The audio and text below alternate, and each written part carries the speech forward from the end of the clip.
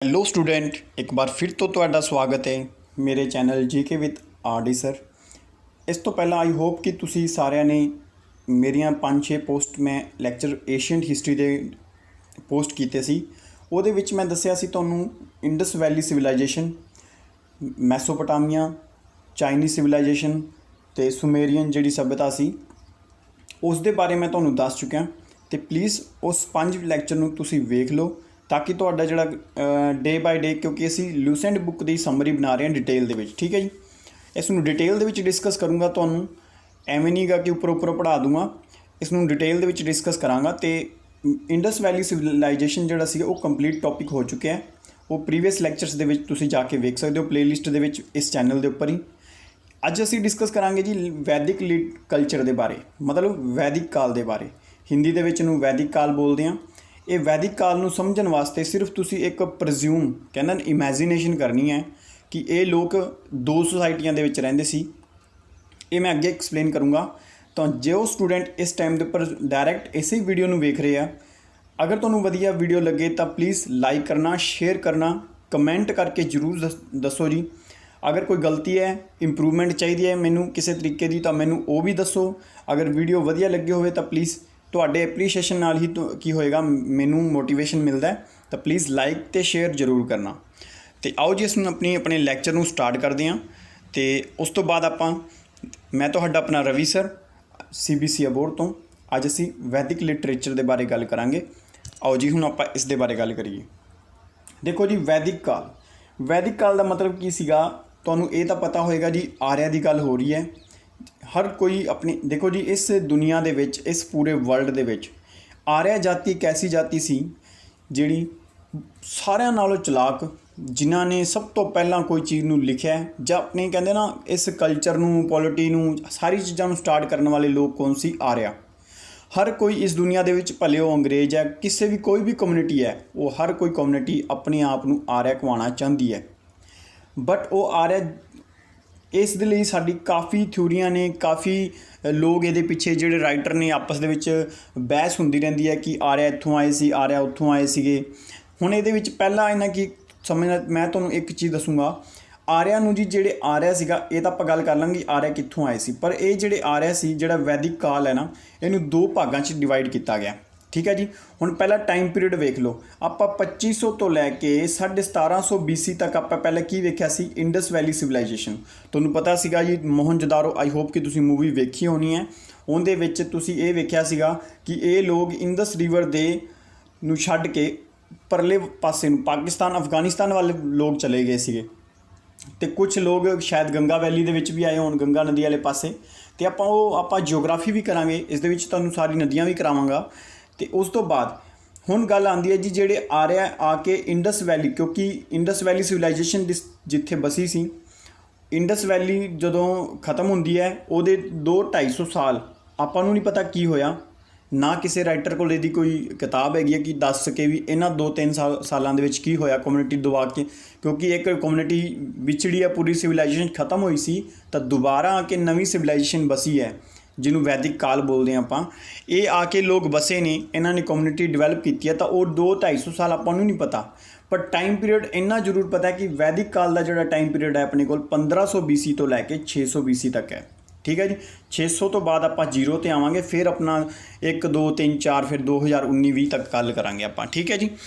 ਇਸੇ ਦੇ ਜਿਹੜੇ ਵੈਦਿਕ ਟਾਈਮ ਸੀਗਾ, ਇਹ ਜਿਹੜਾ ਵੈਦਿਕ ਟਾਈਮ ਸੀਗਾ ਨਾ, ਇਸ ਦੇ ਅਕੋਰਡਿੰਗ ਜਿਹੜਾ 1500 ਤੋਂ BC ਤੋਂ ਲੈ ਕੇ 1000 BC ਤੱਕ ਜਿਹੜਾ ਪਹਿਲਾ ਟਾਈਮ ਹੈ, ਇਸ ਟਾਈਮ ਦੇ ਉੱਪਰ ਰਿਗਵੇਦ ਦੀ ਸਥਾਪਨਾ ਹੋਈ ਸੀ। ਅਤੇ ਆਰਿਆ ਇੱਥੇ ਆ ਕੇ ਕਬੀਲਿਆਂ ਦੇ ਰੂਪ ਦੇ ਵਿੱਚ ਆ ਕੇ ਬਸੇ ਸੀਗੇ, ਠੀਕ ਹੈ ਜੀ। ਆਈ ਹੋਪ ਕਿ ਤੁਹਾਨੂੰ ਸਾਰਾ ਸਮਝ ਆ ਗਿਆ ਹੋਵੇਗਾ।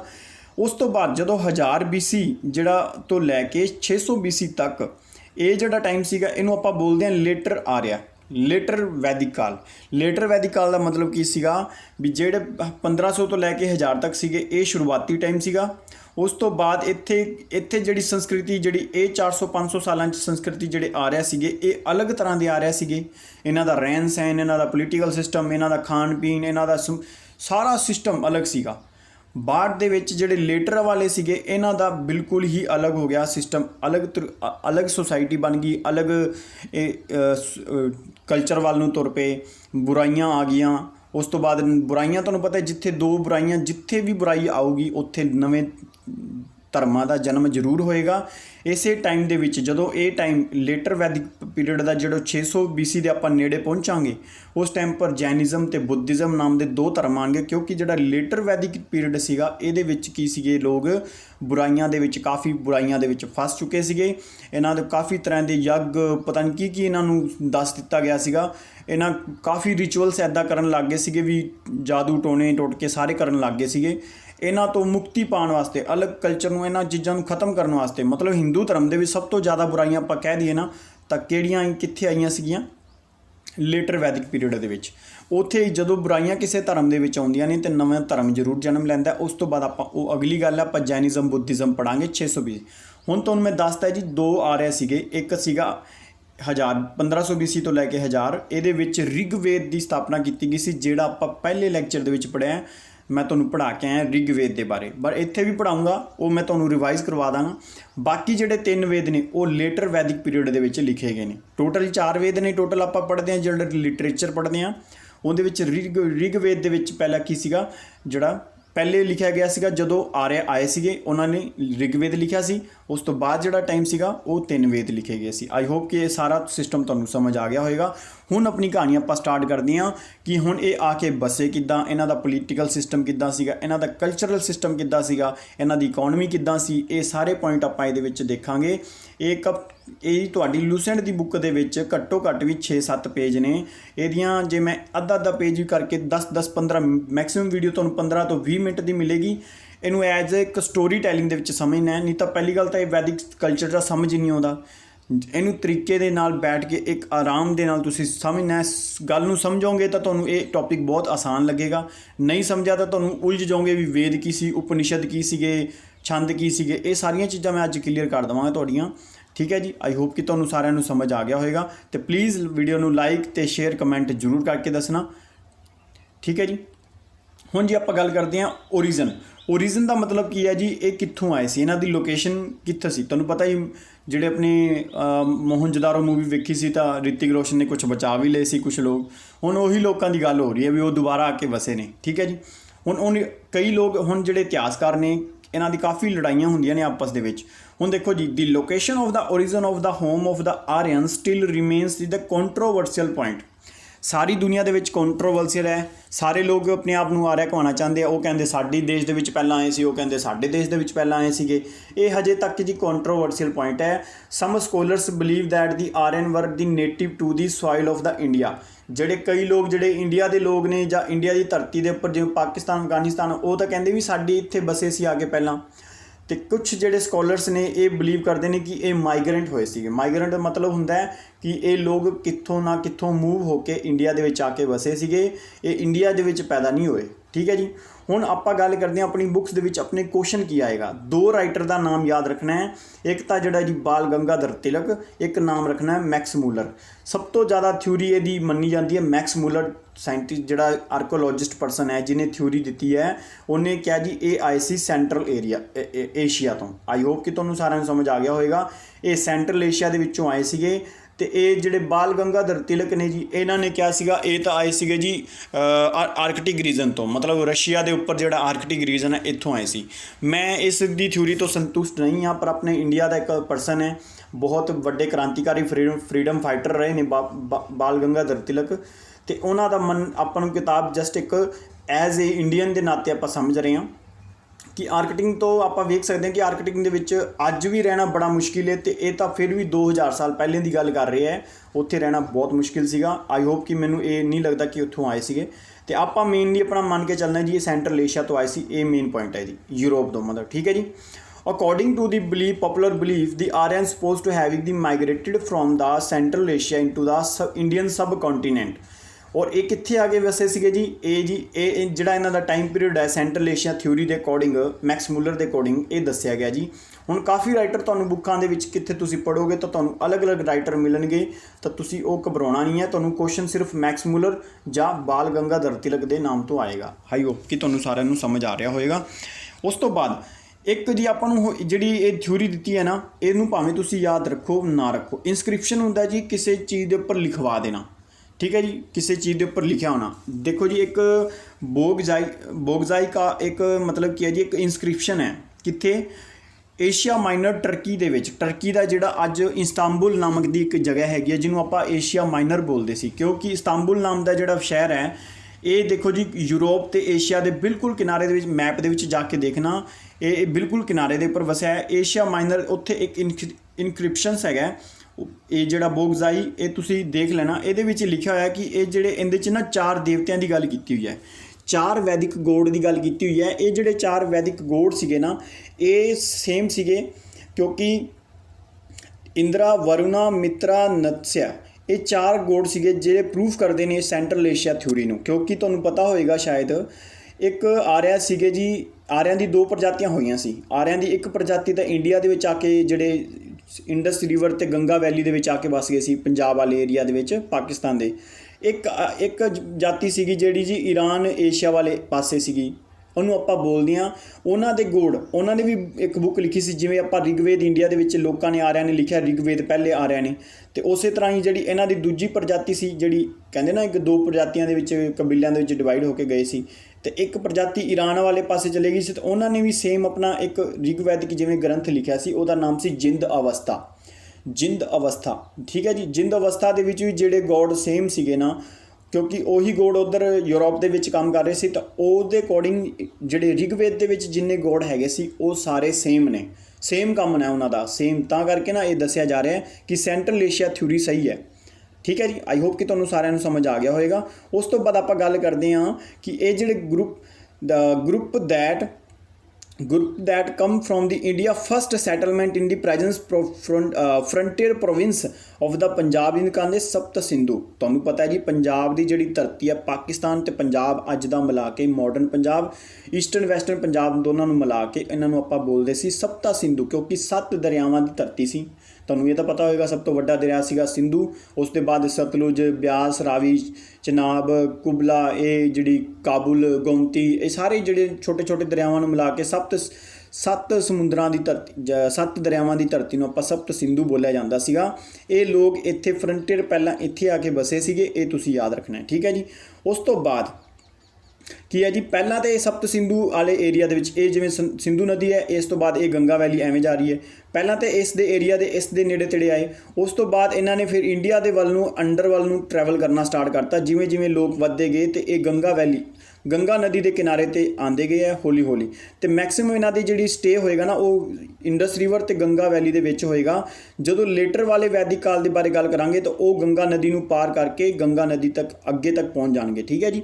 ਪਰ ਜਿਹੜੇ ਸ਼ੁਰੂ ਦੇ ਜਿਹੜਾ ਰਿਗਵੇਦ ਸੀਗਾ ਨਾ ਉਹ ਇਸ ਏਰੀਆ ਦੇ ਵਿੱਚ, ਪੰਜਾਬ ਵਾਲੇ ਏਰੀਆ ਦੇ ਵਿੱਚ ਹੀ, ਹਰਿਆਣਾ, ਪੰਜਾਬ, ਜਿਹੜਾ ਆਪਣੇ ਰਾਜਸਥਾਨ ਵਾਲਾ ਜਿਹੜਾ ਪਾਕਿਸਤਾਨ ਦਾ ਪੰਜਾਬ ਹੈ, ਇਹ ਸਾਰਿਆਂ ਨੂੰ ਆਪਾਂ ਸਪਤ ਸਿੰਧੂ ਏਰੀਆ ਬੋਲਦੇ ਸੀ। ਆਈ ਹੋਪ ਕਿ ਤੁਹਾਨੂੰ ਸਾਰਿਆਂ ਨੂੰ ਸਮਝ ਆ ਗਿਆ ਹੋਵੇਗਾ। ਉਸ ਤੋਂ ਬਾਅਦ ਆਪਾਂ ਗੱਲ ਕਰਦੇ ਹਾਂ, ਦੇ lived there many countries gradually pushed into the interior settlement valleys of the Ganga and Yamuna, ਠੀਕ ਹੈ ਜੀ। ਹੁਣ ਮੈਂ ਦੱਸ ਰਿਹਾ ਕਿ ਇਹ ਗੰਗਾ ਯਮੁਨਾ ਰਿਵਰ ਵੱਲ ਵਧਣਗੇ ਲੇਟਰ ਵੈਦਿਕ ਪੀਰੀਅਡ ਦੇ ਵਿੱਚ। ਪਹਿਲੇ ਜਿਹੜੇ ਆ ਰਹੇ 500 ਸਾਲ ਸੀਗੇ ਉਹਨਾਂ ਦਾ ਸਟੇ ਇਹੀ ਸੀਗਾ ਕਿ ਸਪਤ ਸਿੰਧੂ ਦੇ ਨੇੜੇ ਤੇੜੇ, ਠੀਕ ਹੈ ਜੀ। ਉਸ ਤੋਂ ਬਾਅਦ ਆਪਾਂ ਗੱਲ ਕਰਦੇ ਹਾਂ ਇਹਨਾਂ ਦਾ ਵੈਦਿਕ ਲਿਟਰੇਚਰ ਕਿੱਦਾਂ ਸੀਗਾ। ਪਹਿਲੇ ਜਿਹੜੇ ਆਰਿਆ ਸੀਗੇ ਇਹ 1500 ਤੋਂ ਲੈ ਕੇ 600 BC ਵਾਲੇ ਆਰਿਆਂ ਦੀ ਗੱਲ ਕਰ ਰਹੇ ਹਾਂ। ਇਹ ਦੇਖੋ ਜੀ, ਇਹਨਾਂ ਨੇ ਗ੍ਰੰਥ ਲਿਖਿਆ ਸੀ ਰਿਗਵੇਦ, ਕੰਪੋਜ਼ ਕੀਤਾ ਸੀਗਾ ਆਰਿਆ ਨੇ, ਸਟਿਲ ਇਨ ਪੰਜਾਬ ਦੇ ਵਿੱਚ। ਹੁਣ ਤੁਹਾਨੂੰ ਕੁਐਸਚਨ ਪੁੱਛਿਆ ਜਾਏਗਾ, ਅਗਰ ਉਹ ਪੰਜਾਬ ਸਾਡਾ ਪੰਜਾਬ ਬੁੱਕ ਹੋਵੇ, ਭਾਵੇਂ ਪੰਜਾਬ ਦੇ ਇੰਡੀਆ ਦੀ ਅਕੋਰਡਿੰਗ, ਹਿਸਟਰੀ ਦੇ ਅਕੋਰਡਿੰਗ ਕੁਐਸਚਨ ਆਵੇ, ਤਾਂ ਤੁਹਾਨੂੰ ਪੁੱਛਿਆ ਜਾਏਗਾ ਜਿਹੜਾ ਰਿਗਵੇਦ ਹੈ ਨਾ ਸਭ ਤੋਂ ਵੱਡਾ ਵੇਦ ਹੈ ਜਿਹ ਤੋਂ ਸਾਨੂੰ, ਇਹ ਕਿਹੜੇ ਏਰੀਆ ਦੇ ਵਿੱਚ ਲਿਖਿਆ ਗਿਆ ਸੀਗਾ। ਤਾਂ ਤੁਸੀਂ ਯਾਦ ਰੱਖਣਾ ਪੰਜਾਬ ਦੇ ਵਿੱਚ ਉਸ ਟਾਈਮ ਦੇ ਉੱਪਰ ਕਹਿੰਦੇ ਲਿਖਿਆ ਗਿਆ ਸੀਗਾ। ਉਸ ਤੋਂ ਬਾਅਦ ਆਪਾਂ ਇਹਨਾਂ ਨੂੰ ਹੋਰ ਕਿਵੇਂ ਪੜ੍ਹਦੇ ਹਾਂ, ਜਿਹੜਾ ਵੈਦਿਕ ਲਿਟਰੇਚਰ ਹੈ ਨਾ, ਜਿਹੜਾ ਇਹਨਾਂ ਦੀ ਜਿਹੜੇ ਰਿਸੋਰਸ ਨੇ ਪੜ੍ਹਨ ਵਾਲੇ ਆਪਾਂ ਨੂੰ, ਇਹਦੇ ਵਿੱਚ ਕੀ ਹੈ ਜੀ, ਸਾਮਹਿਤਾ ਜਾਂ 4 ਵੇਦ ਪੜ੍ਹਦੇ ਹਾਂ। ਉਹਦੇ ਬਾਅਦ ਬ੍ਰਾਹਮਣ ਗ੍ਰੰਥ ਵੀ ਪੜ੍ਹਦੇ ਹਾਂ ਆਪਾਂ। ਉਸ ਤੋਂ ਬਾਅਦ ਅਰੰਕਾ ਜਿਹੜੇ ਜੰਗਲਾਂ ਦੇ ਵਿੱਚ ਜਾ ਕੇ ਲਿਖੇ ਗਏ ਸੀਗੇ, ਅਤੇ ਇਹ ਲੋਕ ਜਿਹੜੀ ਫਿਲੋਸਫੀਕਲ ਬੇਸ ਦੇ ਆਧਾਰ ਦੇ ਉੱਪਰ ਕਈ ਲੋਕ ਉਪਨਿਸ਼ਦ ਵੀ ਲਿਖੇ ਗਏ ਸੀ, ਫਿਲੋਸਫੀਆਂ ਲਿਖੀਆਂ ਗਈਆਂ ਸੀਗੀਆਂ। ਇਹ ਸਾਰੇ ਕੀ ਨੇ ਜੀ, ਇਹ ਵੈਦਿਕ ਲਿਟਰੇਚਰ ਹੈ। ਸਭ ਤੋਂ ਪਹਿਲਾਂ ਵੇਦ ਲਿਖੇ ਗਏ ਸੀਗੇ, ਉਸ ਤੋਂ ਬਾਅਦ ਉਹਨਾਂ ਨੂੰ ਆਸਾਨ ਭਾਸ਼ਾ ਦੇ ਲਿਖਿਆ ਗਿਆ ਸੀ ਬ੍ਰਾਹਮਣ ਗ੍ਰੰਥਾਂ ਦੇ ਵਿੱਚ, ਅਤੇ ਉਸ ਤੋਂ ਬਾਅਦ ਅਰੰਕਾਜ਼ ਲਿਖੇ ਗਏ ਸੀ, ਜੰਗਲਾਂ ਵਾਲੇ ਜਿਹੜੇ ਲੋਕ ਸਾਧੂ ਸੰਤ ਜੰਗਲਾਂ ਦੇ ਵਿੱਚ ਰਹਿੰਦੇ ਸੀ ਉਹਨਾਂ ਨੇ ਲਿਖੇ ਸੀਗੇ ਆਪਣੇ ਗ੍ਰੰਥ। ਉਹਨਾਂ ਨੇ ਰਿਗਵੇਦ ਨੂੰ ਹੀ ਆਸਾਨ ਭਾਸ਼ਾ ਦੇ ਵਿੱਚ ਲਿਖਿਆ ਸੀ, ਠੀਕ ਹੈ। ਉਸ ਤੋਂ ਬਾਅਦ ਉਪਨਿਸ਼ਦ, ਇਹ ਆਪਾਂ ਡਿਟੇਲ ਦੇ ਵਿੱਚ ਡਿਸਕਸ ਕਰਾਂਗੇ ਇੱਕ ਵਾਰੀ, ਜਸਟ ਮੈਂ ਉੱਦਾਂ ਹੀ ਦੱਸਦਾ ਤੁਹਾਨੂੰ। ਉਸ ਤੋਂ ਬਾਅਦ ਆਪਾਂ ਗੱਲ ਕਰਦੇ ਹਾਂ ਜੀ, ਜਿਹੜਾ ਵੈਦਿਕ ਲਿਟਰੇਚਰ ਹੈਡ ਗਰੋਨ ਅਪ ਇਨ ਦੀ ਇਨ ਕਰਸ ਟਾਈਮ ਵਾਜ਼ ਰੀਅਲੀ ਹੈਡਡ ਡਾਊਨ ਦੀ ਜਨਰੇਸ਼ਨ। ਦੇਖੋ ਜੀ, ਹੁਣ ਇੱਕ ਗੱਲ ਤੁਸੀਂ ਸੁਣੀ ਹੋਏਗੀ, ਕਹਿੰਦੇ ਨਾ ਕੋਈ ਲੋਕ ਸੁਣੀਆਂ ਸੁਣਾਈਆਂ, ਪਹਿਲਾਂ ਕੋਈ ਕਾਗਜ਼ ਤਾਂ ਹੈ ਨਹੀਂ ਸੀਗਾ। ਹੁਣ ਉਹ ਤਾਂ ਹੜੱਪਾ ਦੀ ਗੱਲ ਸੀ, ਚਾਈਨੀਜ਼ ਸਿਵਲਾਈਜੇਸ਼ਨ ਨੇ ਡਿਵੈਲਪ ਕੀਤਾ ਸੀ ਕਾਗਜ਼, ਬਟ ਉਹ ਜਦੋਂ ਰਿਗਵੈਦ ਲਿਖਿਆ ਜਾ ਰਿਹਾ ਸੀ, ਤੇ ਇਹ ਤੁਹਾਨੂੰ ਪਤਾ ਹੋਏਗਾ ਜੀ, ਕਈ ਕਹਿੰਦੇ ਨਾ ਬਾਰਕ ਪੱਤਿਆਂ ਦੇ ਉੱਪਰ ਲਿਖਿਆ ਜਾਂਦਾ ਸੀ, ਕਿਉਂਕਿ ਆਪਣੇ ਕੋਲ ਲਿਖਣ ਵਾਲਾ ਕੋਈ ਸਿਸਟਮ ਹੀ ਨਹੀਂ ਸੀਗਾ। ਤਾਂ ਕੀ ਹੁੰਦਾ ਸੀਗਾ ਕਿ ਪੁਰਾਣੇ ਸਾਧੂ ਸੰਤ ਕੀ ਕਰਦੇ ਸੀ, ਵੇਦਾਂ ਨੂੰ ਪੜ੍ਹ ਲੈਂਦੇ ਸੀ ਅਤੇ ਸੁਣੀਆਂ ਸੁਣਾਈਆਂ ਗੱਲਾਂ ਆਪਣੇ ਸ਼ਿਸ਼ਿਆਂ ਨੂੰ ਦੱਸਦੇ ਹੁੰਦੇ ਸੀ, ਅਤੇ ਜਿਹੜੀਆਂ ਅੱਗੇ ਪੀੜ੍ਹੀ ਦਰ ਪੀੜ੍ਹ ਇੱਦਾਂ ਹੀ ਨੌਲੇਜ ਟਰਾਂਸਫਰ ਹੁੰਦੀ ਰਹਿੰਦੀ ਸੀ। ਤਾਂ ਤੁਹਾਨੂੰ ਪਤਾ ਹੈ ਜੀ, ਇੱਕ ਯਾਦ ਰੱਖਣਾ ਕਿ ਅੱਜ ਕਿਸੇ ਬੁੱਕ ਦੇ ਵਿੱਚ ਤੁਸੀਂ ਬਹੁਤ ਜ਼ਿਆਦਾ ਪੜ੍ਹ ਲਿਆ, ਉਸ ਤੋਂ ਬਾਅਦ ਉਹਦਾ 10% ਕਿ ਅਗਰ ਤੁਸੀਂ ਕਿਸੇ ਨੂੰ ਦੱਸੋਗੇ ਨਾ, ਉਹਦੇ 'ਚ 10% ਚੀਜ਼ਾਂ ਤੁਸੀਂ ਆਪਣੀਆਂ ਮਿਲਾ ਕੇ ਤੁਸੀਂ ਦੱਸੋਗੇ। ਇਸੇ ਤਰ੍ਹਾਂ ਹੀ ਕੁਝ ਚੀਜ਼ਾਂ ਜਿਹੜੀਆਂ ਤੁਸੀਂ ਇਹ ਪਰਸਨ ਫਿਰ ਅੱਗੇ ਕਿਸੇ ਨੂੰ ਦੱਸੇਗਾ, ਇਹ ਵੀ ਆਪਣੇ ਅੰਦਰ ਕੁਝ ਚੇਂਜ ਕਰਕੇ ਦੱਸੇਗਾ, ਆਪਣੀ ਥਿਊਰੀ ਦੱਸੇਗਾ, ਕੁਝ ਗੱਲਾਂ ਆਪਣੀਆਂ ਵੀ ਲਿਖੇਗਾ। ਇਸੇ ਤਰ੍ਹਾਂ ਹੀ ਜਿਹੜਾ ਓਰੀਜਨਲ ਗ੍ਰੰਥ ਹੈ ਨਾ, ਉਹ ਤਾਂ ਬਿਲਕੁਲ ਸਪਸ਼ਟ ਸੀਗਾ, ਪਰ ਜਿਵੇਂ ਜਿਵੇਂ ਅੱਗੇ ਚੀਜ਼ਾਂ ਟਰਾਂਸਫਰ ਹੁੰਦੀ ਗਈਆਂ, ਜਿੱਦਾਂ ਅੱਗੇ ਨੌਲੇਜ ਟਰਾਂਸਫਰ ਹੁੰਦੀ ਗਈ, ਅਤੇ ਇਹਦੇ ਵਿੱਚ ਕਾਫੀ ਚੇਂਜ ਆ ਗਿਆ ਲੇਟਰ ਵੈਦਿਕ ਪੀਰੀਅਡ ਦੇ ਵਿੱਚ ਆ ਕੇ। ਠੀਕ ਹੈ ਜੀ, ਕਿਉਂਕਿ ਇਹ ਤੁਹਾਨੂੰ ਮੈਂ ਦੱਸ ਦੂੰਗਾ ਸਾਰੀ ਕਹਾਣੀ ਕਿੱਦਾਂ ਚੇਂਜ ਹੁੰਦੀ ਹੈ। ਉਸ ਤੋਂ ਬਾਅਦ ਜਿਹੜੀਆਂ ਸੁਣੀ ਸੁਣਾਈਆਂ ਗੱਲਾਂ ਆਪਾਂ ਕਿਸੇ ਨੂੰ ਭੇਜਦੇ ਹਾਂ, ਸੁਣਾਉਂਦੇ ਹਾਂ ਕਿਸੇ ਨੂੰ, ਉਹਨੂੰ ਆਪਾਂ ਬੋਲਦੇ ਹਾਂ ਸ਼ਰੂਤੀ। ਆਈ ਹੋਪ ਕਿ ਤੁਹਾਨੂੰ ਪਤਾ ਹੈ ਨਾ, ਗ੍ਰੰਥਾਂ ਦੇ ਵਿੱਚ ਸਾਰੀ ਸਰੂਤੀਆਂ ਲਿਖੀਆਂ, ਕੋਈ 10,000 ਕਿੰਦੇ 'ਚ ਲਿਖੀਆਂ ਹੋਈਆਂ, ਕਿੰਦੇ 'ਚ 8,000 ਹੈ। ਉਹਨੂੰ ਆਪਾਂ ਸਰੂਤੀ ਬੋਲਦੇ ਹਾਂ, ਜਿਹੜੀ mouth by mouth, word by word, generation by generation ਚੱਲਦੀ ਹੈ, ਉਹਨੂੰ ਆਪਾਂ ਸਰੂਤੀ ਬੋਲਦੇ ਹਾਂ। ਆਈ ਹੋਪ ਕਿ ਤੁਹਾਨੂੰ ਸਮਝ ਆ ਗਿਆ ਹੋਵੇਗਾ। ਉਸ ਤੋਂ ਬਾਅਦ ਦੀ ਮੋਸਟ ਇੰਪੋਰਟੈਂਟ ਵੈਦਿਕ ਲਿਟਰੇਚਰ ਇਜ਼ ਦਾ ਵੇਦ।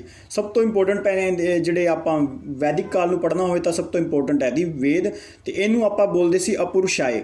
ਅਪੁਰਸ਼ਾਏ ਦਾ ਮਤਲਬ ਕੀ ਹੁੰਦਾ ਜੀ, ਇਹਨੂੰ ਕਿਸੇ ਮੈਨ ਨੇ ਕ੍ਰੀਏਟ ਨਹੀਂ ਕੀਤਾ, ਨਾ ਕੋਈ ਇੱਥੇ ਧਰਤੀ ਦੇ ਉੱਪਰ ਕਿਸੇ ਮਾਨਵ ਨੇ ਕ੍ਰੀਏਟ ਨਹੀਂ ਕੀਤਾ। ਇਹ ਜਿਹੜੇ ਕਹਿੰਦੇ ਸੀ ਇਹ ਗੋਡ ਗਿਫਟਿਡ ਸੀਗੇ, ਇਹਨੂੰ ਗੋਡ ਨੇ ਸਾਨੂੰ ਕਹਿੰਦੇ ਨਾ ਗਿਫਟ ਦੇ ਵਿੱਚ ਦੇਤਾ, ਅਤੇ ਉਸ ਤੋਂ ਬਾਅਦ ਇਹਨੂੰ ਪੜ੍ਹਨ ਵਾਸਤੇ ਕੁਝ ਬ੍ਰਾਹਮਣ ਜਿਹੜੇ ਹੈਗੇ ਸੀ, ਉਹਨਾਂ ਨੇ ਇਹਨੂੰ ਪੜ੍ਹਨਾ ਸਟਾਰਟ ਕੀਤਾ, ਅਤੇ ਉਹਨਾਂ ਨੇ ਆਪਣੀਆਂ ਥਿਊਰੀਆਂ ਬਣਾਤੀਆਂ। ਅਤੇ ਕਈ ਇਹ ਕਹਿੰਦੇ ਨੇ, ਹੁਣ ਇਹ ਨਹੀਂ ਪਤਾ ਹੁਣ ਕਿ ਗੱਲ ਕਿਹੜੀ ਕਲੀਅਰ ਹੈ, ਸਹੀ ਕਿਹੜੀ ਹੈ, ਮੈਂ ਤੁਹਾਨੂੰ ਜਿਹਦੇ ਬੁੱਕ ਦੇ ਵਿੱਚ ਲਿਖਿਆ ਮੈਂ ਤੁਹਾਨੂੰ ਦੱਸਦਾ। ਠੀਕ ਹੈ ਜੀ, ਉਸ ਤੋਂ ਬਾਅਦ ਆਪਾਂ ਗੱਲ ਕਰਦੇ ਹਾਂ।